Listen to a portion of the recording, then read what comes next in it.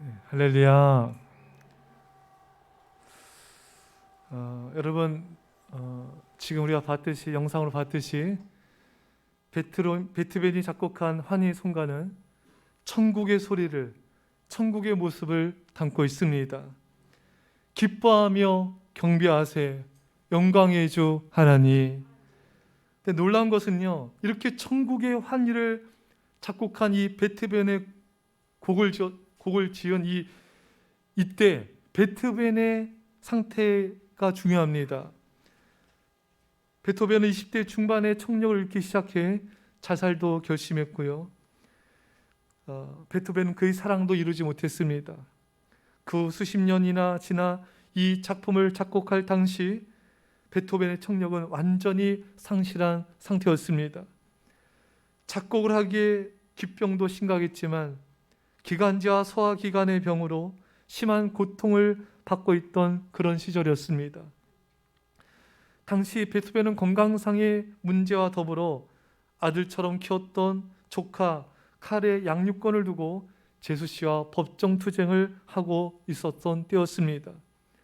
베토벤의 인생에서 최악으로 힘든 시절이었습니다. 귀가 들리지 않는 어둠 속에서 베토벤은 하나님을 전적으로 의지하며 환희의 송가를 만들게 되었습니다. 천국의 환희를, 매우 큰 기쁨을 베토벤은 어둠 속에서 그는 맛보게 된 것입니다. 가장 큰 고난의 시면에서 가장 위대한 작품이 나온 것입니다. 하나님은 고난을 통해 베토벤을 깊은 신앙의 사람으로 빚으셨습니다. 고난을 통과하지 않고는 이러한 믿음을, 이러한 하나님의 걸작품을 만들 수가 없는 것입니다. 하나님은 고난의 풍랑을 통해 여러분들을 빚으시고 계십니다. 고난을 통해 여러분 자신을 위대한 작품으로 만들고 계신 것입니다. 여러분을 믿음의 사람으로 빚으사 하나님 당신의 위대함을 전 세계에 나타내길 하나님은 원하신 것입니다. 오늘 본문에 배가 이미 육지에서 술이나 떠나서 바람이 거스름으로 물결로 말미암아 고난을 당하더라. 여러분, 풍랑이 일어나 제자들이 고난을 당하였습니다. 하나님은 이 고난의 풍랑을 통하여 제자들의 믿음을 담대하게 만드시고 그들을 믿음의 사람으로 세우셔서 세상을 구원하는 일꾼으로 쓰신 것입니다. 고린도서 1장 8절 이하에 형제들아, 우리가 아시아에서 당한 환난을 너희가 모르기를 원하지 아니하노니 힘의 격도로 심한 고난을 당하여 살 소망까지 끊어지고 우리는 우리 자신이 사형 선고를 받은 줄 알았으니 이는 우리로 자기를 의지하지 말고 오직 죽은 자를 다시 살리시는 하나님만 의지하게 하심이라. 여러분, 바울과 그 일행들이 정말 얼마나 심한 환난과 고난을 당하였는지 살 소망까지 끊어졌습니다. 마치 사형 선고를 받은 자처럼 그런 어려움에 봉착했습니다. 그것은 하나님만 의지하게 하려 하심이라. 하나님만 의지하라고. 여러분, 하나님께서 우리들에게 고난을 주신 것은 하나님만 의지하고 기도하라는 것입니다. 세상을 바라보지 말라고, 세상과 세상 우상 것들을 사랑하지 말라고, 그 죄악과 우상을 끊어버리라고, 그리고 우리로 하여금 오로지 주만 바라보는 주의 일꾼이 되기를 원하신 것입니다. 사랑하는 여러분, 우리는 고난을 헛되이 만들어서는 안 됩니다. 어느 초신자 성도님이 믿음이 전혀 없어요. 그날도 가족과 함께 교회 가는 척하고 놀러 갔죠. 가다가 교통사고를 당한 거예요. 아내와 자녀가 피투성이 된 채 완전히 차 안에서 널브러져 있고 자신도 다치고 이제 가까스로 이제 살아나게 됐어요. 이 일을 통하여 이 사람은 세상의 것을 끊어버리게 되고 하나님만 의지하게 되고 충성된 전도자, 충성된 주님의 일꾼이 되었습니다. 여러분, 아내와 자녀와 자신에게 이 고난을 주신 것은 세상 것을 버리라고, 주님을 위해 복음에서 살라고 이 고난을 주신 것입니다. 만약 이 성도님이 이 고난을 겪으면서 여전히 세상과 돈을 사랑하고 주님을 선신하지 않았더라면 이 고난을 헛되게 만든 것입니다. 가족들의 고통을 무가치하게 만든 것입니다. 어느 가정은 자녀를 하나님께서 아프게 하셨어요. 자녀가 의학적으로는 잘 고치지 못하는 질병으로 인해 많은 고통과 아픔을 이 가정이 겪었습니다. 이로 말미암아 온 가족이 하나님께 매달려서 전심으로 기도하고 주님을 예배하며 헌신하게 됐습니다. 만일 이 자녀에게만 고난을 통해서도 하나님을 전심으로 예배하며 기도하지 않았다면 그 고난을 헛되게 만든 것입니다. 그 자녀가 그토록 아파하고 고통스러워하는 이 모든 것을 무가치하게 만든 거예요. 그것은 그 자녀에게는 너무나 해서는 안 될 행동인 것이죠. 결코 그래서는 안 된 것입니다. 여러분, 우리도 많은 간증들을 들어보면은 하나님께서 성도들의 사업을 망하기도 하시고 가게를 또 망하기도 하시고 하나님을 찾게 하셔서 세상 것을 벌어버리고 주님께 충성한 일꾼으로 세우는 이런 많은 연단을 주신 걸 보게 됩니다. 만약 이렇게 하였는데도 하나님을 간절히 찾지 않고 세상 것을 버리지 않고 살아간다면은 그 사업이 망한 게 아무 의미가 없어요. 그 가게가 망한 게 얼마나 무가치하게 돼버린 것이겠습니까? 우리 여러분들 잘 아는 김미진 간사도 가게 사업을 크게 했어요. 근데 그게 다 망했습니다. 이분이 이제 열방대학 일선조단에서 훈련을 받았어요. 이 훈련을 받으면서 낮아지게 됐어요. 교만한 마음이 다 낮아지게 되고 겸손하게 되고 연단되어져서 이제 하나님께 쓰임받을 축복받을 그릇으로 준비되자 주님께 헌신하게 되자 하나님께서 이분을 정말 조그만한 그 몇 평 안 되는 그 사업장에서 다시 일으켜 세우셨습니다. 그리고 지금 하나님께 귀하게 쓰임받는 일꾼이 된 것입니다. 하나님을 사랑하는 자가 된 거예요. 만약 이분이 이런 연단을 통하여 이런 사업의 망함을 통하여 낮아지지 않고 순종하지 않고 하나님께 헌신하지 않았다면 이 얼마나 무가치한 것입니까? 그게 망하고 고통당한 게 아무 가치가 없는 거예요. 아무 정말 진짜 세상 말로 정말 개고생한 것입니다. 아무 의미가 없는 거예요. 근데 이분은 이 고난을 통하여 낮아지고 믿음의 사람으로 거듭나서 하나님의 쓰임받는 일꾼이 된 것입니다. 시편 119편 67절에 고난당하기 전에는 내가 그를 행하였더니 이제는 주의 말씀을 지키나이다.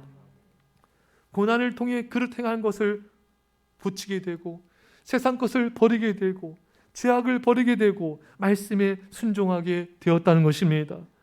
여러분, 우리가 말씀에 순종한 것은 무엇을 의미할까요? 요한복음 14장 15절에 너희가 나를 사랑하면 나의 계명을 지키리라. 여러분, 우리가 고난을 통해 불순종을 버리고 말씀에 순종하게 되면요 비로소 하나님을 사랑하게 되는 것입니다. 여러분, 하나님께서 우리에게 고난을 주신 것은 우상을 사랑하지 말아라, 세상을 사랑하지 말아라. 야고보서 말씀에 세상을 사랑하는 가늠한 여자들이요, 세상을 사랑한 건요 가늠한다는 거예요. 여러분, 남편이 아내를 놔두고 다른 여자랑 가늠하면 얼마나 이것이 심각한 죄가 되겠습니까? 아내도 마찬가지죠. 여러분, 우리의 신랑 되신 예수님을 놔두고 우리가 세상을 더 사랑한다면, 돈을 더 사랑한다면 그것이 바로 간음했다는 것입니다. 하나님은 우리가 세상을 사랑하지 않도록 우상을 버리게 하시기 위해서 고난을 주시는 것입니다. 그 고난을 통하여 우상들을 버리고 주님을 사랑하여 말씀에 순종하는 제자가 되길 원하신 것입니다. 이게 바로 하나님께서 우리에게 고난을 주신 목적이에요. 사랑하는 성도 여러분, 하나님은 여러분들이 고난을 통하여 순종자가 되고 주님을 사랑하는 일꾼이 돼서 귀하게 쓰임받길 원합니다. 하나님을 사랑하는 자가 되길 원하십니다. 사랑하는 여러분, 하나님은 여러분의 사랑을 원하십니다. 하나님은 여러분들을 쓰길 원하십니다. 여러분들 통해 세상을 구원하길 원하십니다. 베토벤은 정말 많은 고난을 겪었어요. 귀가 먹고 또 여러 가지 많은 고난을 통하여 그가 더욱더 하나님을 의지하게 되고 하나님을 사랑하게 되고 오히려 그 고난 속에서 환희의 송가, 천국의 기쁨의 소리를 듣게 되는, 천국의 기쁨을 맛보게 되는 그렇게 쓰임받는 그런 남은 삶이 되었던 것입니다. 하나님께서 바로 이걸 우리에게 원하십니다. 너에게 고난이 있느냐? 환난이 있느냐? 내가 너를 빚는 것이다. 내가 너를 겸손하게 하고 내가 너를 쓰기 원하고 너를 통해 세상을 구원하기 원하노라. 이것이 고난의 목적이니라. 사랑하는 여러분, 결코 우리 고난을 헛되이 만들지 맙시다. 저희 가정도 참 많은 고난이 있었습니다. 저희 가족들이 많이 아팠고 또 정말 많은 환난들이 있었어요. 정말 연단에 좀 피눈물 나는 시간들이 있었습니다. 이 과정을 통해서 주의 종들이 나오고 우리 가족들이 하나님을 사랑하고 새벽 예배자로 주의 몸된 교회 충성자로 이렇게 세워지게 되었습니다. 다 하나님 은혜죠. 만약에 이런 고난들이 많았었는데 그 피눈물 나는 세월들이 있었는데 여전히 세상을 사랑하고 세상 가운데 거했다면은 정말 그 고난은 아무 무가치한, 아무 무의미한, 아무 쓸모없는 그런 피눈물의 시간이 되었던 것입니다. 그 고난을 통해서 낮아지고 하나님을 사랑하고 주의 일꾼이 되어서 세상을 구원하는 그런 인생으로 변화될 때 여러분 부모님에게 임한 고난이 의미가 있습니다. 여러분 가정에 임했던 환난이 의미가 있는 것입니다. 여러분들의 가정에 임했던 그 아픔과 그 질병과 그 어려움이 의미가 있는 것입니다. 우리는 결코 그 고난을, 그 환난을 쓸데없이 만들어서 안 되는 것입니다. 그 피눈물 나는 세월을 여러분 무가치하게 만들지 마세요. 그 고난을 통하여 우리도 베토벤처럼 오늘 본문의 예수님의 제자들처럼 믿음으로 거듭나서 주 앞에 멋지게 쓰임받는 인생 되시기를 축원합니다. 오늘 본문에 오라 하시니 베드로가 배에서 내려 물 위로 걸어서 예수께로 가되. 여러분, 베드로는요 풍랑이 이는 바다 물 위를 걸어갑니다. 물론 넘어지기도 했지만 베드로는 물 위를 걷는 기적을 처음 했습니다. 그래서 이 일을 통하여 베드로의 믿음은 강해진 거예요. 그래서 정말 주님께 귀하게 쓰임받는 초대교회 지도자가 된 것입니다. 여러분, 하나님은요 우리에게 있는 그 고난을 통하여 기적을 체험하기 원하십니다. 그 기적을 체험함으로 우리가 믿음의 굳건히 서서 주님께 귀하게 쓰임받는 주의 역사를 이룬 자가 되길 원하신 것입니다. 여러분, 우리 기독교는요 말씀의 종교인 동시에 여러분 체험신앙이 있어야 됩니다. 고난을 통해 하나님을 전적으로 의지하며 간절히 기도해서 기도 역사도 체험하고 그 고난을 기가 막히게 해결해 주시는 하나님의 역사도 체험해야 됩니다. 얼마 전에 돌아가신 우리 한국교회 큰 어른이시죠, 조영기 목사님. 제가 이분의 책을 이렇게 읽었는데 이분이 나이가 어렸을 때 폐병에, 예수님 안 믿었을 때예요. 폐병이 걸리셔서 피를 토하고 이제 죽을 날만 기다리고 있었어요. 근데 이 조영기 목사님 인근에 어떤 분이 이분을, 이 조영기 목사님 불쌍히 여겨서 조영기 목사님 어린 아이에게 와서 간절히 기도해주고 해가지고 병고침을 받았습니다. 그래서 이것을 통해서 믿음의 역사를 체험하게 된 거죠. 또 조영기 목사님 목회하시면서도 몸에 많은 병이 있었어요. 죽을 것만 같더래요. 전심으로 기도해서 그 병들이 고침받는 그런 기적을 체험하게 되었습니다. 그래서 하나님 앞에서 그 목사님 고백하세요. 이런 연단을 통해 나를 낮추기 원하시는구나. 나를 겸손하게 하기 원하시는구나. 그거를 깨닫게 됐다는 거예요. 그래서 더 하나님 앞에 낮아지고 겸손하게 더 하나님을 찾게 되고 그래서 하나님 앞에 쓰임받는 그런 은혜를 체험했던 것입니다. 사랑하는 여러분, 고난의 풍랑을 통해 낮아져야만 하나님을 전심으로 의지하며 간절히 기도하게 되는 것입니다. 사람이 고난을 통해 낮아지지 않냐면 하나님을 간절히 찾지 않으며 전심으로 예배하지 않으며 간절히 기도하지 않습니다. 여러분, 바빠서 피곤해서 직장일, 가정일 때문에 기도하지 못하는 게 아니에요. 교만하기 때문에, 낮아지지 않기 때문에 기도하지 않는 것입니다. 여러분, 사람이 마음이 겸손해지고 낮아지고 마음이 가난해지면요 하나님 앞에 간절히 기도하게 되어 있습니다. 고난을 통해 마음이 가난해지게 되고 전심으로 기도해서 놀라운 은혜와 역사를 체험하게 되면은 진짜 믿음의 사람으로 거듭나게 되는 것입니다. 사랑하는 여러분, 고난이 있을 때 전심으로 기도해서 하나님의 놀라운 기적과 역사를 체험하시길 바랍니다. 그래야 우리가 체험 신앙이 되고 주의 일꾼이 될 수가 있는 것입니다. 여러분, 이런 체험 신앙이 없으면요, 마음이 냉랭해요. 신앙생활에도 뜨겁지가 않아요. 주님을 향한 뜨거운 사랑도 없어요. 헌신도 없습니다. 그냥 교회만 왔다 갔다 하는 거예요. 이건 여러분 죽는 날만 기다리는 거예요. 여러분 영적으로 깨어있지 않으면, 여러분 우리 고린도서 13장 2절에 사랑이 없으면 내가 아무것도 아니다. 울리는 꽹가리고, 여러분 내가 아무것도 아니다. 여러분 하나님을 사랑하지 않는 삶은요 죽은 삶이에요. 아무것도 아니에요. 여러분 깨어 기도하지 않는 삶은요 영적 호흡이 끊어졌기 때문에 이미 죽은 인생입니다. 그냥 죽는 날만 기다리는 거예요. 이게 얼마나 여러분 무가치한 인생입니까? 여러분 하나님을 사랑하는 뜨거운 사랑의 체험이 있어야 되고, 그 사랑이 지금 내 안에 있어야 돼요. 그래야지 우리가 주님께 헌신하게 되고 복음 전하게 되고 주를 위해서 충성하게 되는 것입니다. 이건 여러분 누가 하라고 해서 된 게 아니에요. 누가 예배 드리라고 들어서 봉사라고 해서 봉사하고 전도하는 게 아니에요. 우리를 강권하신 분은 성령님이 하시는 것입니다.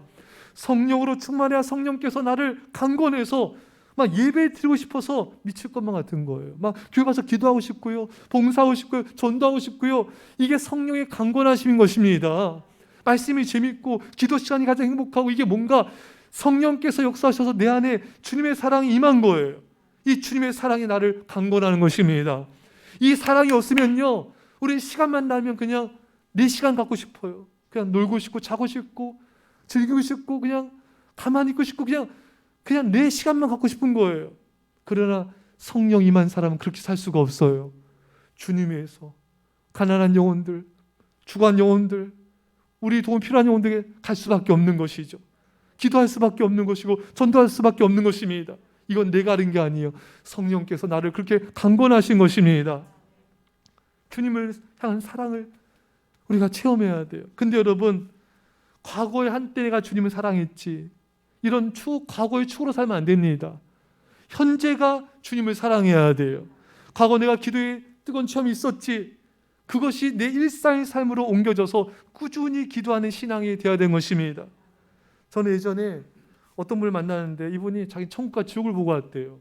근데 지금의 삶을 보면은 경건의 모습이 별로 없어요.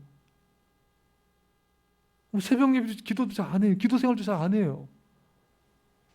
한때 체험한 것으로 그냥 끝나 만나면 그 얘기하는 거예요. 여러분 그때의 체험이 오늘의 삶으로 꾸준히 이어져야 되는 것입니다. 꾸준함이 그 사람의 인격이고 실력이 되는 거예요. 자, 어느 분이 써놓은 글을 봤는데 아마추어와 프로의 차이 뭐가 있는가? 뭐 야구 선수든 운동 선수든 뭐가 아마추어 뭐가 프로인가?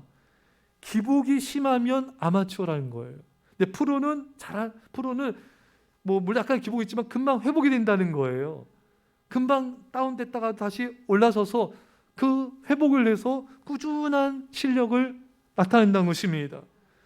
여러분 신앙과 인격이 좋다, 이게 뭘 의미할까요? 참 신앙이 신실하다, 인격이 신실하다. 여러분 이 신실하다는 건 뭐냐면 여러분 변함이 없다는 거예요. 늘 한결같다는 것입니다. 여러분 이게 바로 참된 신앙과 참된 인격이라는 것입니다. 여러분 과거의 추억으로 살지 마시고요, 현재 오늘 지금 이 순간 주님을 사랑하시길 바랍니다. 변함없이 주님을 사랑하는 자가 되길 하나님은 원하신 것입니다. 하나님은요 고난을 통해서 우리가 낮아지고 간절한 하나님을 찾게 되어서 기적을 체험하라고, 그 기적의 체험을 통해서 정말 하나님을 사랑하는 자가 되고 변함없이 충성될 일꾼이 되길 원하신 것입니다. 여러분과 저에게 이런 은혜가 있기를 축원합니다. 오늘 본문에 아주 재밌는 장면이 나와요. 제자들이 예수님 보고요 유령이다, 유령이 나타났다. 제자들이 볼 때는 유령처럼 느껴진 거예요. 자, 여기에 역설적인 진리가 담겨져 있습니다. 예수님을 보며 무서워하는 제자들의 모습은 바로 우리들의 모습입니다. 많은 성도들이 예수님이 다가올 때 무서워해요. 왜 그렇습니까? 예수님은 우리에게 다가오실 때 고난의 풍랑과 함께 오시기 때문인 것입니다. 예수님은 인생의 큰 시련과 함께 우리를 만나러 오십니다. 사랑하는 성도 여러분, 많은 성도들이 주님을 만나길 원해요. 그런데 고난이 오면 무서워해요. 벌벌 떱니다. 염려하며 두려워합니다. 도망가요. 여러분, 그러나 기억하십시오. 주님은 풍랑과 함께 오십니다. 따라서 주님을 만나기 원하는 성도들은 고난이 올 때 어떻게 생각해야 될까요? 주님께서 나를 만나러 오시는구나. 역경이 왔을 때 어떻게 반응이 됩니까? 주님, 왜 이런 역경을 저에게 주십니까? 이건 어리석은 생각이에요. 주님께서 나에게 내 인생 가운데 기적을 베푸시려고 이 역경의 풍랑과 함께 오신 줄 믿습니다. 주의 영광을 나타내어 주옵소서. 이렇게 믿음으로 반응해야 주님의 축복과 은혜가 임하게 되는 것입니다. 그런데 많은 성도들은 주님 만나기 원하면서, 기적과 놀라운 은혜를 경험하기 원하면서 고난이 오면 염려하고 근심하고 피하고 도망가려고 그래요. 그러니까 주님이 역사할 수가 없는 거예요. 주님이 기적을 행할 수가 없는 거예요. 주님께 놀라운 축복을 베풀 수가 없는 것입니다. 사랑하는 여러분, 이제 주님을 환영하시길 바랍니다. 전에 제가 TV에서 윈드서핑 탄 사람 봤는데, 이 사람들은요, 파도가 오면 겁을 내는 것이 아니라 파도가 높이 형성된 곳을 골라갑니다. 그래서 우리 우리나라 양양이라든지 또 호주의 골드코스트, 이런 파도가 센 곳을 골라가요. 그래야지만 재밌는 거예요. 우리들은 어떻죠? 파도가 치면 우리는 무섭죠. 우리는 도망가기 바쁩니다. 여러분, 고수들은 파도를 즐기는 거예요. 사랑하는 여러분, 고난의 풍랑이 밀려올 때 겁을 내지 마시고요, 풍랑만 보지 마시고요, 그 고난의 풍랑과 함께 오시는 예수님 보시길 바랍니다. 고난이 올 때 두려워 떨며 염려 근심하지 마시고요, 주님께서 오셔서 내 삶 가운데 기적을 베푸시는 것이구나, 놀란 축복을 주시는 것이구나, 여러분 그렇게 믿음으로 바라보시고 여러분 기대하시기 바랍니다. 고난이 없는 인생이 없어요. 아무도 피할 수 없습니다. 피할 수 없기 때문에 즐기며 감사함으로 받아야 돼요. 우리도 고난의 풍랑이 올 때 윈드서풍을 타며 즐깁시다. 기대하는 거예요. 잠깐 힘들고 염려할 수 있을지 모르지만 즉시 회복을 하셔야 돼요. 주님이 나를 만나러 오셔서 내게 기적을 행하시고 내게 놀라운 일들을 행하실 줄 믿습니다. 이런 자에게 인생을 황홀해 줄 것입니다. 성경에 많은 대부분의 인물들은 고난을 통해서 하나님의 사랑을 세워지고 멋지게 쓰임받는 일꾼들이 되었습니다. 사랑하는 여러분, 고난이 클수록 그 뒤에 준비해 주신 주님의 축복은 상상할 수 없을 정도로 큽니다. 고난이 클수록 축복도 큽니다. 고난이 클수록 사명도 큽니다. 고난이 클수록 영광도 큰 것입니다. 사랑하는 여러분, 이제 고난의 풍랑이 올 때 하나님의 놀라운 역사, 기적이 나타날 걸 기대하며 감사합시다. 주님은 고난 속에 부활을 숨겨 놓으셨습니다. 주님은 고난 속에 당신의 놀라운 비밀을 감춰 놓으셨습니다. 주님은 당신의 고난 속에 당신의 놀라운 섭리를 담아 놓으셨습니다. 사랑하는 성도 여러분, 우리가 정말 주님 만날 때는 평탄할 때가 아니에요. 험난한 고난이 닥쳐왔을 때입니다. 우리가 주님 만날 때는 아무 문제 없을 때가 아니에요. 오히려 나를 집어삼킬 것 같은 풍랑이 다가오며 거센 바람이 몰아치는 그때 우리가 주님을 만나며 기적을 체험할 때인 것입니다. 사랑하는 성도 여러분, 우리가 정말 살아서 역사하시는 기적을 베푸신 하나님 만날 때는 인생의 위기의 때인 것입니다. 고난의 풍랑은 하나님께서 우리를 만나고 싶어 하시는 하나님의 초대장입니다. 그 초대장을 감사함으로 받아들이십시오. 이제 더 이상 원망불평하거나 염려하지 마십시오. 고난 속에 주님을 환영하시길, 그 고난과 함께 오신 주님을 감사함으로 맞이하시길, 고난이라는 풍랑과 함께 오신 주님을 찬양하시고 그 주님을 사랑하시기를 간절히 축원합니다. 예수님께서 두려워하는 제자들에게 말씀하십니다. 오늘 우리에게 말씀하십니다. 안심하라, 내니 두려워 말라. 여러분 안심하십시오. 유령이 아닙니다. 주님이십니다. 주님께서 말씀하시는 것입니다. 왜 두려워하느냐? 내가 너를 구원하려 왔는데 왜 두려워하느냐? 내가 너를 살리려고 하는데 왜 두려워하느냐? 안심하라, 나다라는 것입니다. 많은 성도들이 말씀드린 대로 고난과 환난 앞에 염려하며 근심하며 두려워하고 무서워합니다. 주님께서 답답하신 거예요. 안타까우신 거예요. 유령이 아니다. 너를 망하게 하는 것이 아니다. 너를 살리려는 것이다. 기적을 베푸시는 것이다. 사랑하는 성도 여러분, 안심하십시오. 주님이 함께 하신다는 것을 우리에게 약속하셨습니다. 마태복음 28장 20절에 볼지어다 내 세상 끝날까지 너희와 항상 함께 있으리라. 여러분, 어떤 고난의 풍랑 가운데 있어도 안심하십시오. 주님이 우리 인생의 배에 함께 타고 계십니다. 우리 인생의 배가 침몰할 것 같아도 절대 침몰하지 않아요. 주님 우리를 떠나지 않기 때문인 것입니다. 사랑하는 성도 여러분, 고난의 풍랑 속에서 두려워하지 말아야 될 근거가 뭡니까? 고난의 풍랑이 사라져서가 아니라 여전히 고난의 풍랑이 있어요. 그러나 주님이 함께 하시기 때문에 고난의 풍랑 속에서도 안심하라는 것입니다. 여러분, 어떤 고난의 풍랑이 있어도 안심하세요. 풍랑이 사라져서 안심한 것이 아니라 주님은 고난의 풍랑보다 크시기 때문에 안심하십시오. 예수님은 지금 풍랑을 발로 짓밟고 계십니다. 예수님은 죽음보다 크십니다. 예수님은 죽음의 권세를 이기셨습니다. 예수님 십자가의 죽으심으로 죽음의 권세를 죽여버리셨습니다. 그 사망 권세에 계신 예수님이 여러분들의 어떤 고난과 죽음에서도 건지십니다. 우리가 믿는 예수님은 죽음을 이기시고 부활하신 예수님이시기 때문인 것입니다. 기도합시다. 사랑의 아버지 하나님, 고난의 풍랑 앞에 우리가 염려 근심하며 낙담할 때, 아버지 우리 어리석은 모습을 보일 때 주님 얼마나 안타까우셨는지요. 주님 용서하여 주옵소서. 이제는 고난의 풍랑과 함께 오신 예수님을 환영하게 하여 주옵소서. 예수님께서 우리 인생 가운데 그 고난을 통해 기적을 행하시고 놀라운 축복을 베푸시며 놀라운 영광을 나타내신 줄 믿고 기대하며 감사를 선포하게 하여 주옵소서. 주님 우리를 통하여 체험 신앙이 되게 하시고 낮아지게 하셔서 그 고난을 무가치하게 만들지 않게 하시고 그 피눈물 나는 세월을 무가치하게 만들지 않게 하여 주시고 이 고난을 통해 전심으로 기도하게 하시고 전심으로 예배하게 하셔서 주의 신실한 일꾼이 되어 세상을 변화시킨 자가 되게 하여 주옵소서. 감사드리며 예수님의 이름으로 기도합나이다. 아멘.